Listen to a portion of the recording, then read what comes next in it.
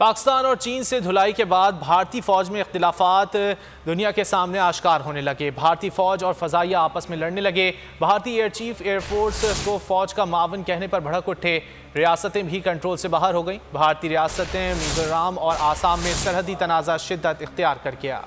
20 फरवरी को पाकिस्तान ने सरप्राइज दिया। अभिनंदन की शक्ल में हुई रुसवाई, चीनी फौज ने भी की भरपूर पिटाई। हर जानिब मची भारतीय फौज की नाअहली की दुहाई। भारतीय फौज में इख्तिलाफात की हंडिया बीच चौराहे पर फूटने लगी है। भारतीय फौज के सरबराह ने बयान दागा कि फिजाइया का काम मुल्की हुदूद के तहफ़्फ़ुज़ के लिए फौज को मुआवनत फराहम करना है। फिजाइया के सरबराह को बिपिन रावत का ये दावा एक आंख न भाया। एयर चीफ मार्शल भिदोरिया का कहना था कि भारतीय फिजाइया एक अलहदा और खुद मुख्तार फोर्स है। साथ ही जनरल रावत को खाम ख्याली से निकलने का मशवरा दे डाला। दूसरी जानब भारत के रियासती इंतजाम की कली भी खुलकर दुनिया के सामने आने लगी। रियासतें एक दूसरे के खिलाफ कंट्रोल से बाहर हो गयी। भारतीय रियासतों मिजोरम और आसाम में सरहदी तनाज़ा शिद्दत इख्तियार कर गया। गैर मुल्की खबरसा एजेंसी के मुताबिक दोनों रियासतों की पुलिस सरहद पर आमने सामने आ गयी और किसी भी वक्त बड़ा तसादुम हो सकता है।